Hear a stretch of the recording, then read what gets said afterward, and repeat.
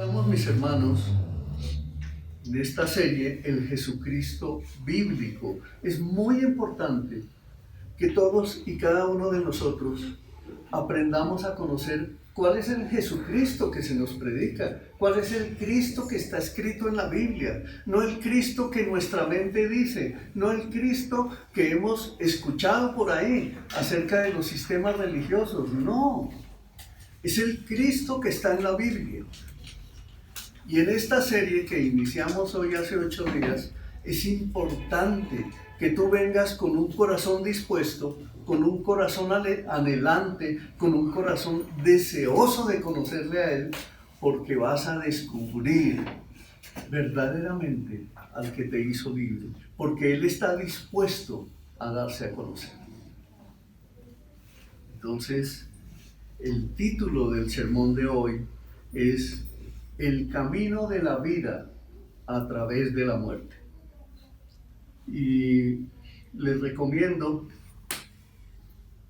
que si pueden esta semana tomen la lectura del capítulo 14 y 15 del Evangelio de San Juan y lo estén leyendo en porciones pequeñas y haciéndole preguntas al texto.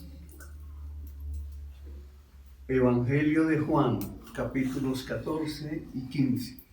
Si ustedes acuden a la Biblia allí y empiezan a hacerle preguntas en oración al Señor, van a ver la grandiosa revelación que el Señor les va a traer a sus vidas.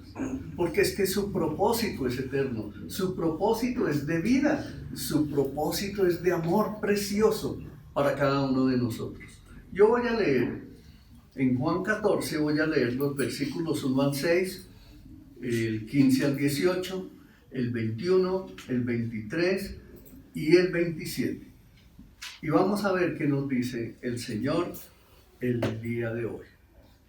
Y dice así la palabra. No dejen que el corazón se les llene de angustia. Confíen en Dios y confíen también en mí. Te invito a que inclines tu rostro y vamos a orar juntos. Padre, aquí estamos delante de ti, Señor. Verdaderamente queremos conocerte. Queremos saber de ti. Tu palabra dice que la vida eterna es conocer a Dios. Y a ti, mi santo Señor, te conocemos a través de tu palabra. Por eso yo hoy te pido en el nombre de nuestro Señor Jesucristo, que tu palabra sea viva y eficaz en cada uno de los que aquí están reunidos conmigo. Que tu palabra actúe como martillo, Santísimo Señor, destronando, destruyendo, arrancando y desarraigando todos nuestros razonamientos, todos nuestros pensamientos equivocados. Pero que sea tu palabra edificando en nuestro corazón el verdadero Cristo, el Jesucristo bíblico, el que necesitamos conocer para ser verdaderamente, genuinamente libres para caminar contigo hacia la verdadera vida que tú has preparado para todos nosotros. Y desde ya, Santísimo Rey, te damos la gloria en el nombre de Jesús. Amén. Vuelvo a leer, mis hermanos. En ese verso 1 dice, no dejen que el corazón se les llene de angustia. Confíen en Dios y confíen también en mí. Ahí está el Señor Jesucristo hablando. En el hogar de mi Padre hay lugar más que suficiente. Si no fuera así, ¿acaso les habría dicho que voy a prepararles un lugar? Cuando todo esté listo, volveré a llevarlos. Ahí es donde el Señor está diciendo que viene por segunda vez. Volveré a llevarlos para que estén siempre conmigo donde yo estoy. Y ustedes conocen el camino que lleva a donde voy. No, Señor, no lo conocemos, dijo Tomás. No tenemos ni idea a dónde vas. ¿Cómo vamos a conocer el camino? Jesús le contestó, yo soy el camino, la verdad y la vida. Nadie puede ir al Padre si no es por medio de mí. Verso 15. Si me aman, obedezcan mis mandamientos. Y yo le pediré al Padre, y Él les dará otro abogado defensor, quien estará con ustedes para siempre. Me refiero al Espíritu Santo, quien guía a toda verdad. El mundo no puede recibirlo porque no lo busca ni lo reconoce. Pero ustedes sí lo conocen, porque ahora Él vive con ustedes y después estará en ustedes. No los abandonaré como huérfanos, vendré a ustedes. Verso 21. Los que aceptan mis mandamientos y los obedecen son los que me aman. Y porque me aman a mí, me daré a conocer a cada uno de ustedes. El verso 23 dice, Jesús contestó, todos los que me aman harán lo que yo diga. Mi Padre los amará y vendremos para vivir con cada uno de ellos. Y mire lo que nos dice en el verso 27. Les dejo un regalo. Paz en la mente y en el corazón. Y la paz que yo doy es un regalo que el mundo no puede dar. Así que no se angustien ni tengan miedo. Amén. Amén. Dejen todas las angustias en las manos del Señor. Toda clase de preocupaciones. Que mi matrimonio, que mi trabajo, que mis hijos, que cualquier circunstancia que ustedes estén viviendo, que la familia, es que en mi casa hay muchas distorsiones, en mi casa hay muchas dificultades, pues en la iglesia de Cristo, todos los hogares, todos sin que falte uno solo, todos vivimos en diferentes dificultades. Pero Dios ha venido para hacer todas las cosas nuevas, para transformar, para darnos esa vida nueva y para que todos podamos vivir en la manera que a Él le agrada. Por eso dice que los que le amamos, obedecemos sus mandamientos. Un gran pensador cristiano, mis hermanos, decía, miren esto, que cuando Dios tiene en su mano las más grandes misericordias para nosotros sus hijos, entonces es cuando la mayoría de nosotros estamos pecando contra Él. Piensa en eso. Eso hace que aún sea mucho más glorioso su amor para con nosotros. Es decir, que cuando Él está dispuesto a derramar más misericordia sobre nosotros, es cuando más nosotros estamos viviendo el pecado. Y piensa en eso. Esto es algo muy serio. Es algo donde Él está interviniendo en nuestra vida para traer esa vida nueva, para cambiarnos. Miren, en las palabras del Señor Jesús que acabamos de leer, encontramos un ejemplo de ello. Nunca antes del corazón de Jesús fluyó su soberano amor con mayor ternura que cuando dijo, no deje que su corazón se llene de angustia. En la Biblia Reina Valera dice, no se turbe vuestro corazón ni tenga miedo. Eso es, cuando Él está diciendo eso, Él está hablándonos de que nos conoce completamente a cada uno de nosotros. Él conoce las circunstancias de tu vida. Él sabe qué edad tienes. Él sabe dónde vas a estar mañana. Él sabe dónde vas a estar en 5 años. Él sabe todo lo que tú estás pasando en estos momentos. Él lo sabe. Él lo conoce a plenitud. Y por eso es que Él viene a traer esperanza para cada uno de nosotros, para que dejemos de sufrir, para que dejemos de vivir angustiados, para que seamos capaces y entendidos de poner todas nuestras cargas en sus preciosas manos, porque no hay otro lugar donde las podamos poner. Dice, los discípulos estaban angustiados por muchas cosas. Y una de ellas, Él les había dicho que iba a dejarlos, ¿cierto? Eso les generó seguramente angustia. También les dijo que Él pronto partiría de ellos. Y ellos, si miramos el contexto del pueblo hebreo en esos momentos, que estaba siendo oprimido por el imperio romano, ellos estaban esperando que viniera un Salvador, que viniera un Mesías, pero un Mesías que viniera como rey, un guerrillero o un guerrero poderoso que viniera y acabara con el imperio romano y que les comprara a ellos la libertad. Pero no se imaginaban cómo era que iba a venir.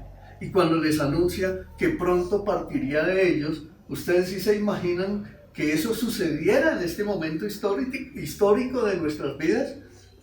Yo creo que todos le estaríamos diciendo, hola, ¿y entonces a qué jugamos? ¿Cierto? Estaríamos pensando tal vez así. También el Señor les dijo que uno de ellos lo traicionaría. Y también les dijo que otro lo negaría. ¿Eso no genera angustia? Claro. Seguramente también ellos estaban pensando que todos aquella misma noche se ofenderían.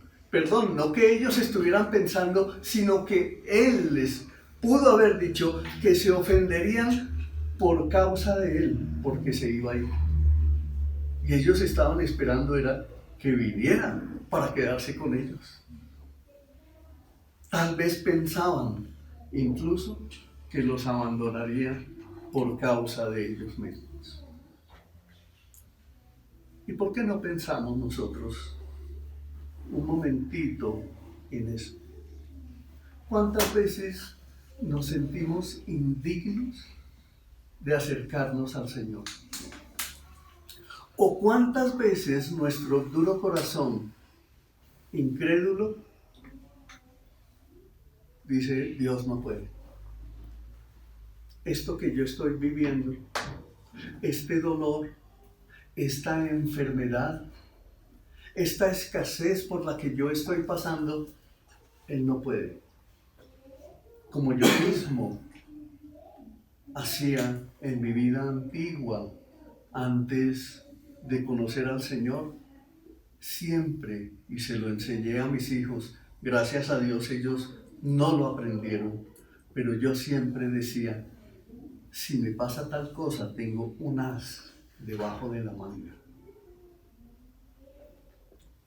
Ese modo de pensar es el que Dios quiere cambiar en tu vida. Dios no quiere que tú tengas otras cosas a las cuales ir, porque es que Él es el Dios que te dio la vida, el que te creó, el que te dio aliento de vida. Por eso debemos pensar seriamente en cómo estamos manejando las cosas de nuestra vida personal. Acordémonos que cuando llegamos a escuchar la palabra del Señor, es para nosotros. ¿Se acuerdan de la predicación de hace 8 días? Pongámonos los lentes, los binóculos de la palabra de Dios, pero a la inversa. Es decir, nos volteamos y nos miramos a nosotros mismos. Eso es pensar bíblicamente. Cualquiera que hubiese sido la causa de la angustia de los discípulos y su preocupación, el corazón de nuestro Señor estaba como un vaso lleno de amor a rebosar, y sus palabras fueron las gotas que de su amor se derramaban. No dejen que el corazón se les llene de angustia. Confíen en Dios y confíen también en mí.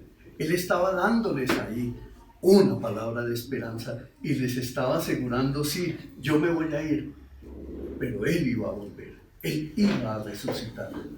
¿Y resucitó? Amén. Nosotros somos el resultado de la resurrección de nuestro Señor Jesucristo. Por eso somos iglesia hoy, 2000 y tantos años después. Estas palabras de Jesús seguramente estaban haciendo un gran estruendo espiritual en todo el cosmos. Y tal vez dejaron en silencio a este frío mundo con palabras de tanta ternura. Y ahí, después de tan tremendas palabras de Jesús,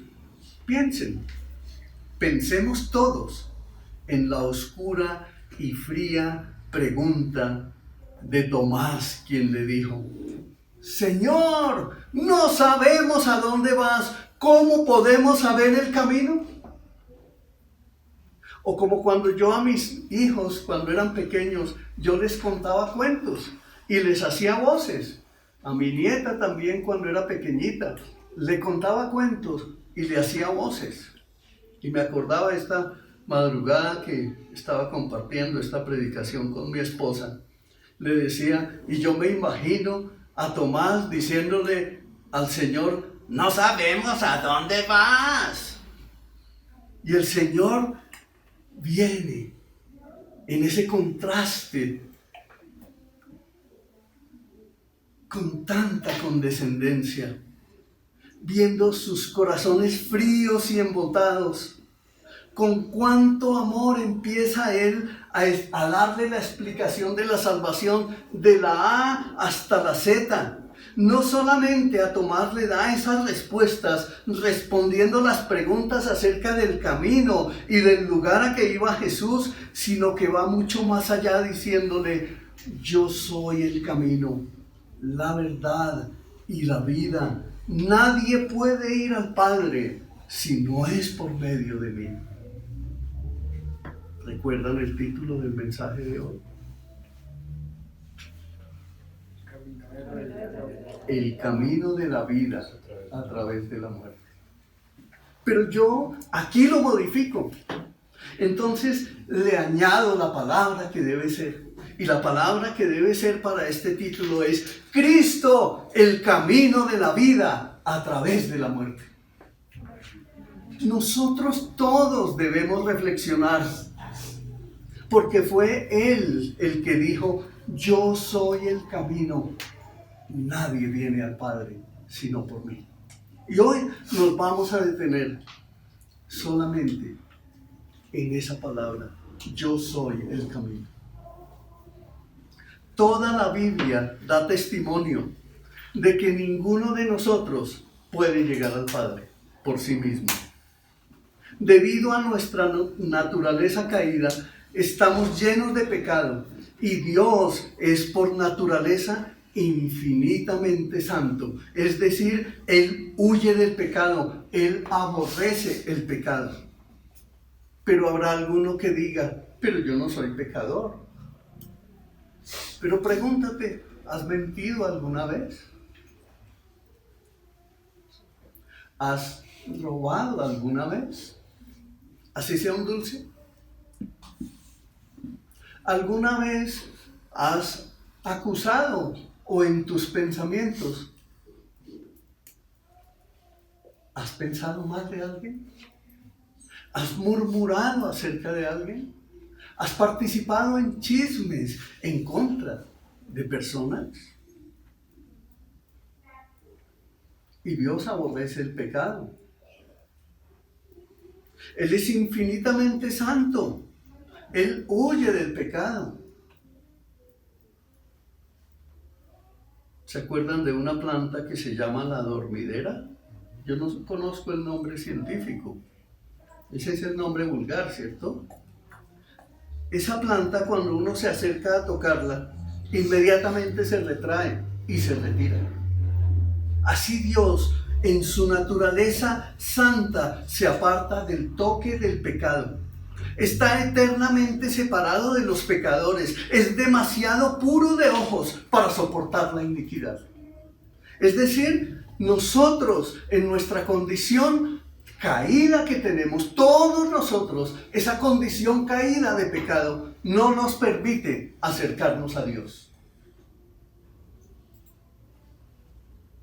Él dijo a Noé: he decidido destruir a todas las criaturas vivientes, porque han llenado la tierra de violencia. Así es, los borraré a todos y también destruiré la tierra.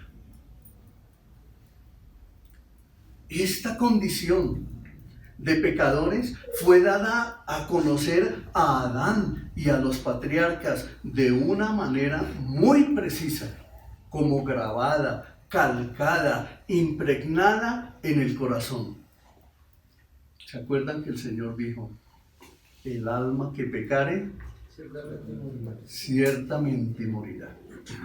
¿Y el Señor qué le dijo a Adán y a Eva? De todo árbol del huerto pueden comer, menos del... Okay. Porque si de él comieren, ciertamente morirán. Si se dan cuenta cómo el Señor aborrece el pecado y la maldad. Pero este tiempo en que nosotros vivimos, en esta generación, ya no llaman al pecado pecado.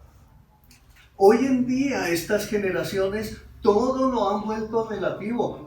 Esa es su verdad, eso es lo que usted piensa, eso es lo que dicen los cristianos, eso es lo que dice la Biblia, pero como yo no creo en la Biblia, eso a mí no me afecta. Claro que sí lo afecta. ¿Por qué? Porque es la palabra de Dios. Es la palabra que Él estableció para que todos la conociéramos, independientemente de que haya personas que no la crean. La palabra se va a cumplir en cada uno. Amén. Pase lo que pase.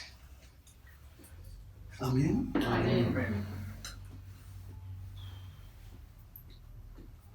Mientras Adán anduvo santamente, Dios habitó en él y andaba con él.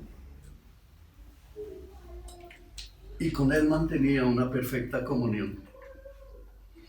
Cuando Adán cayó, Dios echó fuera al hombre y puso al oriente del huerto del Edén querubines y una espada con fuego ardiente que se revolvía a todos lados para guardar el camino del árbol de la vida.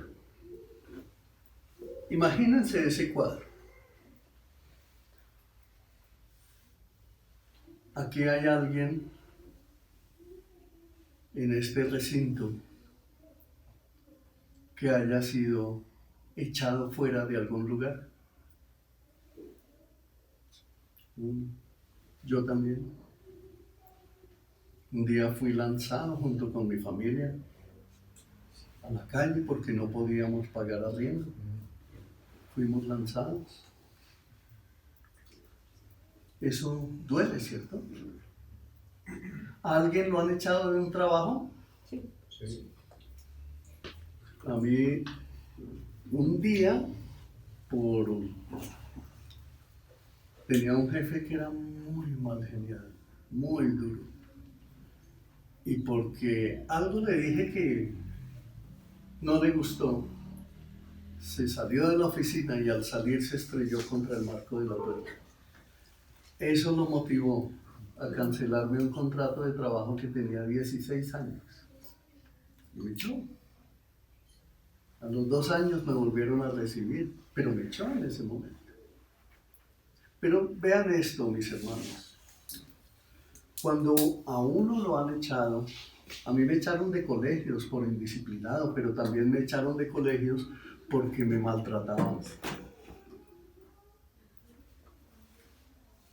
Pero miren esta gravedad. En mi casa, mi papá, de niño en la época de la violencia, fue desplazado de la violencia de Santander y él tuvo que huir de su región de Santander cuando tenía 12 años. Y él nos contaba que él anhelaba volver a su tierra. Por eso cuando fuimos niños, él nos llevó y se acordaba. Mi abuelo era una persona de muchísimos recursos, pero todo en esa época se perdió. Se repite la historia. Y un día, mi papá tiene a su hijo mayor, mi hermano que murió, y cuando él cumplió 15 años, había un conflicto en la familia. No había entendimiento entre papá, mamá e hijos. Yo tenía 12 años, él tenía 15, y mi papá toma una decisión muy fuerte y desastrosa. Y le dijo a mi hermano que se fuera de la casa. Y mi hermano se fue.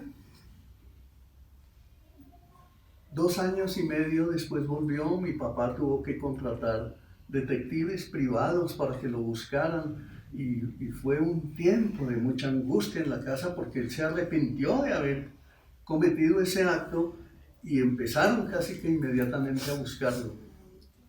Pero cuando él regresó, un día tuvimos una charla, él tenía ya casi 18 años.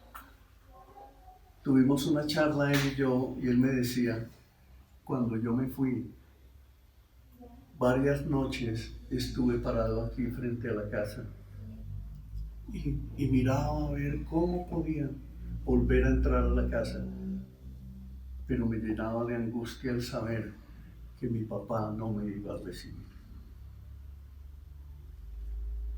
Miren ese cuadro de Adán. Él fue expulsado del paraíso. Él allá estaba muy bien. Él tenía comunión con Dios. Él lo tenía todo.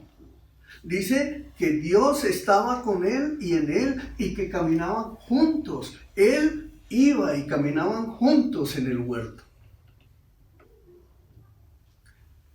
Y Adán, yo me imagino que una vez estando afuera, cuando vio que el Señor puso esos querubines con esa espada con fuego ardiente que se revolvía por todos lados para guardar el camino del árbol de la vida, yo pienso que Adán, así como mi hermano, estuvo buscando nuevamente entrar a su casa, o como cuando el empleado que es despedido después de 30 años en una empresa, él dice, esto es injusto, yo quiero volver, yo quiero seguir ocupando mi cargo, porque uno ama lo que hace, ama donde vive. Nosotros los seres humanos fuimos creados así. Nosotros no somos como el lobo salvaje, somos seres humanos creados a la imagen del Dios vivo. Entonces, yo me imagino que Adán trató de correr, de buscar una entrada, de mirar a ver si podía entrar por allí, por allá, pero no lo pudo, no lo logró.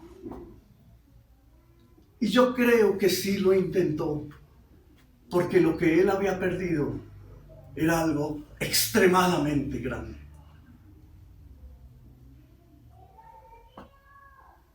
Aquella espada refulgente entre los querubines era un símbolo del perfecto Dios, de su justo odio hacia el pecado. En la zarza ardiente, Dios se apareció a Moisés como fuego consumidor. En el templo se aparecía entre los querubines, rodeado de la gloria Chequiná. En el Edén se manifestó entre los querubines como una espada encendida, refulgente, mostrando así su perfecto odio hacia el pecado. Y nosotros todos debemos ser entendidos, mis amados hermanos, que debemos reconocer cómo es que Dios odia el pecado. Cómo es que Dios rechaza el pecado, porque Él es santo.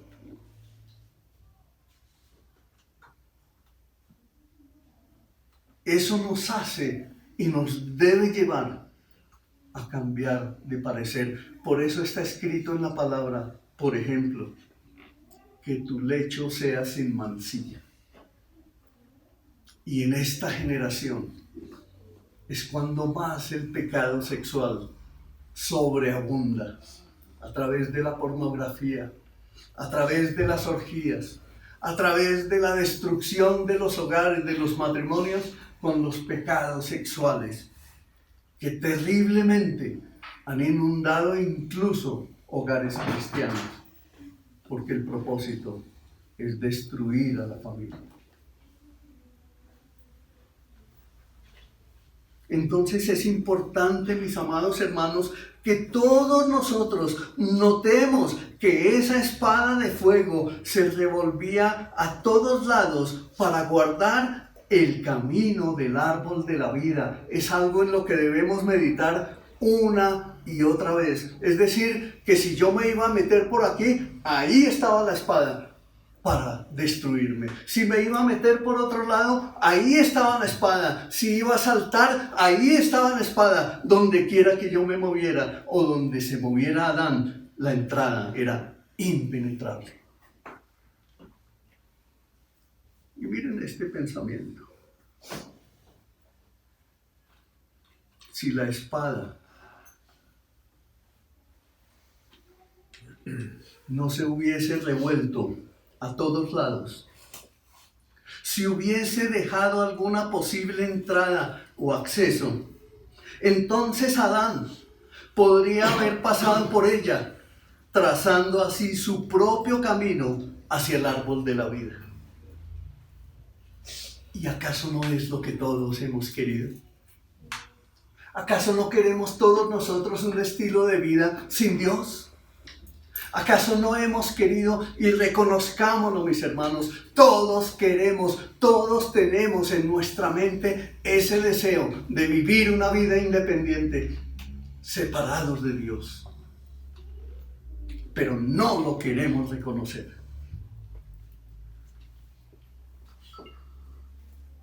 Y eso es pecado. Porque tenemos un Dios que es absolutamente puro y santo. Amén. ¿Cuántas decisiones tomamos a diario? ¿Cuántas decisiones trascendentales en nuestra vida nos han llevado a estrellarnos, a endeudarnos, a destruir las vidas de otros? ¿Cuántas decisiones han afectado nuestra familia? Así como esa decisión que tomó mi papá en ese tiempo. Cuando mi hermano cumplió los 20 años, se ahorcó, se quitó la vida. Eso fue algo gravísimo en nuestra familia. Eso fue algo funesto. Eso fue algo que a mí me llevó a durar 5 años en una depresión profunda, que me llevaron a clínicas de reposo, que me dieron choques eléctricos, que me metieron en una celda confundiéndome como un loco. En esa época lo miraban a uno así los psiquiatras y los psicólogos. Una mala decisión produce daños catastróficos en una familia.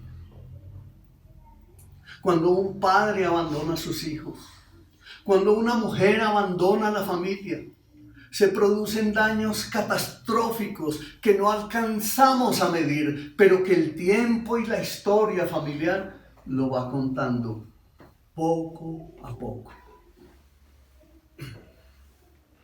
Pero en el caso de Adán, tenemos que decir, pero no pudo intentarlo por ninguna parte. Para Adán no era posible encontrar ningún acceso. No le fue posible, aunque fuese una entrada secreta o estrecha que le hubiese sido revelada, aunque hubiese sido una entrada escarpada y difícil que se la hubieran contado, que se la hubieran mostrado. No fue posible. Aunque tratase de acercarse silenciosamente, no le fue posible. Con todo, el dardo de la espada hubiera dado con él y parecía que le hubiera dicho, ¿cómo puede el hombre justificarse con Dios? ¿Cómo, mis hermanos? ¿Cómo, siendo pecadores cada uno de nosotros, podemos justificarnos delante de Dios. ¿Cómo?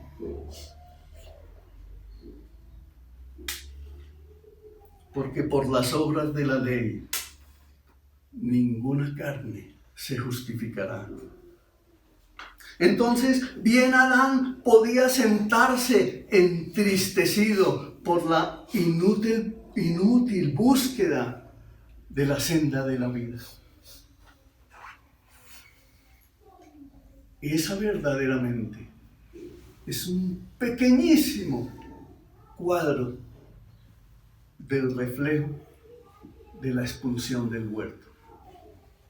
Y ahí todos nosotros, los seres humanos, desde ese día, tenemos esa naturaleza caída. Apartados de Dios, separados de Dios. Un pensamiento. Al hombre, por naturaleza, no le es posible llegar al Padre. No había acceso. Y como no había acceso, por eso muchos hombres viven buscando atajos, viven buscando iluminación, viven haciendo declaraciones. Otros se vuelven muy generosos porque creen poder comprar algo de Dios. Pero no van a obtener nada. Otros se dan contentillo pensando y diciendo que todos los caminos conducen a Dios y están diciendo una herejía y además una gran mentira. Porque Jesucristo dijo, yo soy el camino, yo soy la verdad y la vida. Nadie puede venir al Padre sino por mí. Cristo lo dijo, yo soy el camino. Y como dice en el Salmo 16:11, me mostrarás el camino de la vida, me concederás la alegría de tu presencia y el placer de vivir contigo para siempre. ¿Estás escuchando? Amén. Te lo vuelvo a leer. Mira lo que dice el Señor. Eso estaba profetizado allá en los Salmos. Me mostrarás el camino de la vida. Me concederás la alegría de tu presencia y el placer de vivir contigo para siempre. Ahí el Señor estaba anunciando que iba a venir por nosotros. Amén. Que nos iba a reconciliar con Él, que nos iba a llevar a su regazo, que nos iba a abrazar con sus lazos de amor. Y por eso es que dice, cordón de triple doblez no se reventará. Porque en un hogar, en un matrimonio, por ejemplo, donde está Jesucristo, esposo, esposa y Jesucristo, ese es un lugar perfecto de amor. Es un lugar donde la bendición de Dios llega a gobernar. Y por eso siempre decimos que la paz de Cristo gobierne tu corazón. La senda de la vida había de ser mostrada a todos. Nadie pudo encontrarla, pero ahora podemos decir a Jesús en nuestra oración, muéstrame la senda de la vida. Tú lo puedes hacer y Él te va a responder. Tienes que ser valiente. Tienes que acercarte a Él con un corazón sincero, con un corazón humilde, con un corazón despojado de toda rebelión y decirle, Señor, muéstrame la senda de la vida y ten la plena seguridad que Él te la va a mostrar. Jesús se compadeció de los pobres hijos de Adán, es decir, de nosotros, viéndonos batallar inútilmente en busca del camino que nos llevara al camino de Dios, y dejó el seno del Padre para poder abrirnos un camino al Padre. ¿Y cómo lo hizo? ¿Cuál es el secreto? Tal vez burlando la vigilancia de la espada refulgente. No, porque ella se revolvía a todos lados y era impenetrable, ¿se acuerdan? Impenetrable el acceso al paraíso de Dios, totalmente impenetrable. Ni siquiera nuestro Señor Jesucristo, con todo su poder, podía entrar allá. Y viene una pregunta. Él nos dio el acceso y lo hizo ejerciendo su autoridad divina y ordenando al dardo ardiente que permaneciera inmóvil para él poder pasar. No, ¿cierto? No, aunque podía hacerlo. Pero no lo hizo, porque con ello hubiera deshonrado la ley de su Padre. En vez de engrandecerla, en vez de magnificarla, hubiera deshonrado al Padre eterno. Por eso fue que Él vino a hacerse hombre, para ocupar nuestro lugar. ¿Lo entiendes? Él vino a hacerse hombre para ocupar el lugar tuyo, el lugar de un pecador. Se hizo hombre para ser considerado pecado, con el objeto de que Dios cargara en él la iniquidad de todos nosotros, el castigo de nuestra paz. En representación de todos nosotros, Él avanzó para que aquella terrible espada de fuego refulgente cayera sobre Él, recordándonos la palabra del profeta que dijo en Zacarías 13:7, mira esto: despierta, oh espada, contra mi pastor, el hombre quien es mi compañero, dice el Señor de los ejércitos celestiales. Ahí estaba siendo profetizado como nuestro Señor Jesucristo en la cruz iba a ser traspasado en su costado por la espada, comprando nuestro derecho de acceso al Padre.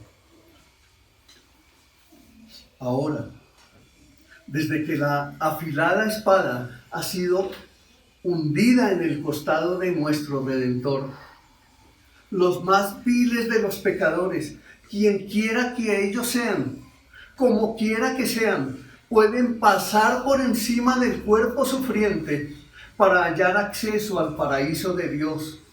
Pueden comer del árbol de la vida y vivir eternamente. ¿Lo entiendes?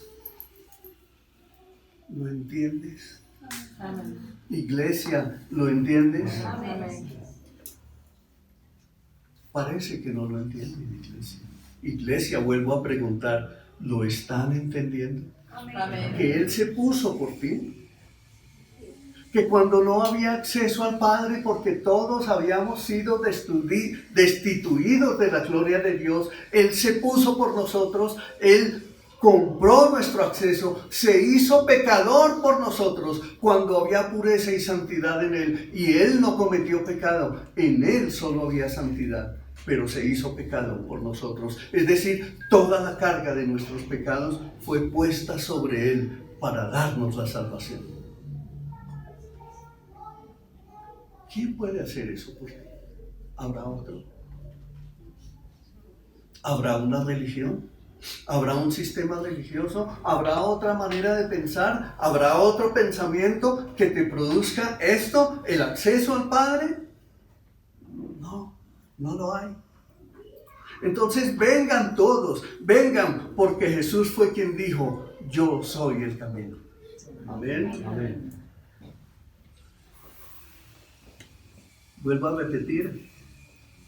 Cuando Dios se aparece a Moisés en la zarza ardiente, le dice, quítate las sandalias porque estás pisando tierra santa. Yo soy el Dios de tu padre, el Dios de Abraham, el Dios de Isaac y el Dios de Jacob.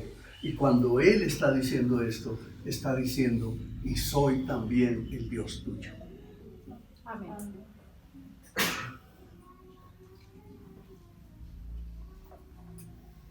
Piensen en esto. Donde habita Dios, solo puede haber pureza y santidad. Bien dice la Escritura, sin santidad nadie verá a Dios. Ahora, ¿Qué somos nosotros los creyentes? La Escritura dice que somos el templo del Espíritu Santo. Y donde habita Dios, allí hay santidad. Es decir, que nosotros estamos en ese proceso de purificación, estamos en ese proceso de santificación. No somos perfectos, no vamos a ser perfectos hasta que vayamos a la presencia del Señor el día que salgamos de este cuerpo. Pero mientras tanto, en ese proceso, el Señor va puliendo, va limpiando nuestro carácter, va cambiando nuestra manera de pensar, va transformándonos para que cada vez nos acerquemos y anhelemos más, deseemos más ese modelo que Cristo es para nosotros. Por eso dice que tendremos la mente de Cristo, que alcanzaremos la estatura del varón perfecto. Y cuando vayamos con Él, eso seremos todos. Amén. Eso produce alegría, mis hermanos.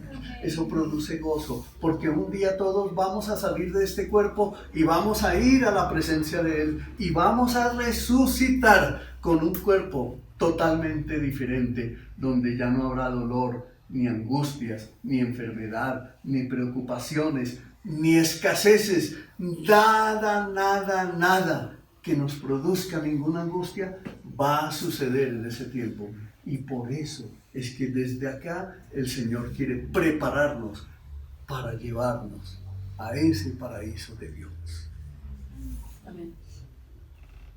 En el tabernáculo, el lugar santísimo estaba separado por el velo y no se permitía a ningún hombre traspasarlo. Como les hablaba a mis hermanos la semana anterior, si alguno llegaba a intentar entrar, moría inmediatamente, excepto el sumo sacerdote, que lo hacía con la sangre de los sacrificios una vez al año. Esto nos da el entendimiento claro de que ningún hombre pecador tenía la más mínima posibilidad de entrar a la presencia de Dios. No la teníamos. Pero por eso Jesucristo nos dice y nos repite, y yo lo repito hoy nuevamente, Él dijo, yo soy el camino. Piensen en esto. ¿Cuántos sistemas religiosos nos han venido a contaminar diciéndonos que hay otros caminos? ¿Cuántas enseñanzas falsas llegan a nuestra vida diciéndonos que nosotros alcanzaremos libertad, iluminación, paz? Miren, los mismos gobiernos actuales dicen que van a alcanzar la paz definitiva. Eso es imposible, porque nuestra paz se llama nuestro Señor Jesucristo. Amén. Esto, creo yo, llenaba de compasión a nuestro Señor Jesucristo. Por eso fue que Él dijo, yo soy el camino.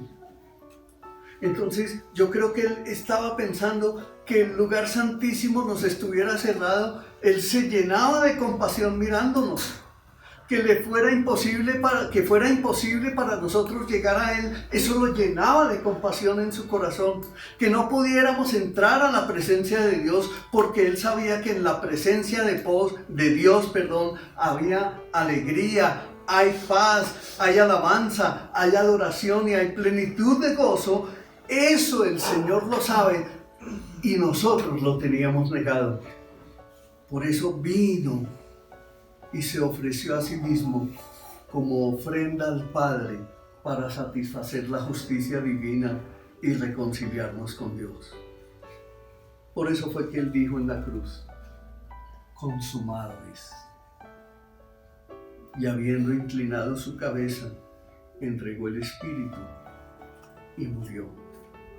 Entonces el velo del templo se rasgó de arriba a abajo, abriendo para todos los creyentes la entrada a la presencia de Dios.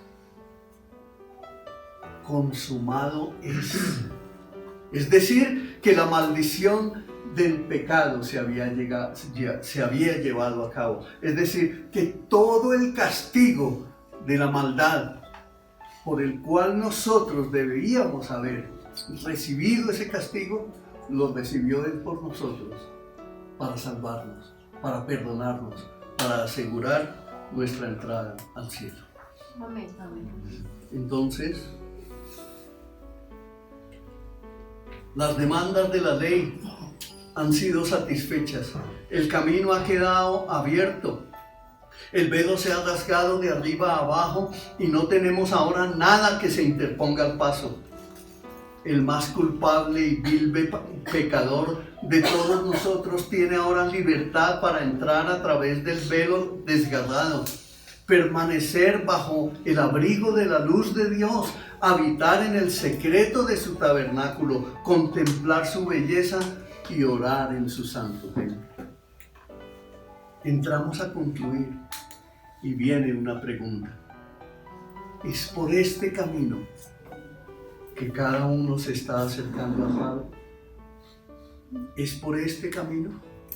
Cristo dice, y lo repito, yo soy el camino. Nadie viene al Padre sino por mí. Por tanto, mire esta exhortación, escúchelo, mi hermano. Si alguno todavía quiere trazar su propio camino, bien sea un camino de lágrimas, un camino de lamentos, un camino de penitencias. Todavía hay gente que hace penitencias, van y se suben por allá a las montañas y le echan piedras a los zapatos. Hacen muchas cosas equivocadas. Se hacen propósitos, como por ejemplo, no lo vuelvo a hacer, perdóname. O el de la esperanza de que Dios no les tratará tan rigurosamente. Dicen, no, pero si Dios es bueno, Él no me va a tratar a mí tan mal porque Él es bueno. No, no es cierto. Si no quieren poner atención al llamado de Dios a corregir todo lo malo de manera urgente, encontrarán el día de juicio la espada ardiente, volviéndose a todos sin ninguna posibilidad de entrar, reservados para el fuego consumidor. Por eso el Señor dijo, yo soy el camino. Y en otro lugar dice, yo soy la puerta. Mis ovejas oyen mi voz y me siguen. Es un camino, abierto y libre para los pecadores. ¿Por qué aguardar un momento más? ¿Por qué aguardar un momento más?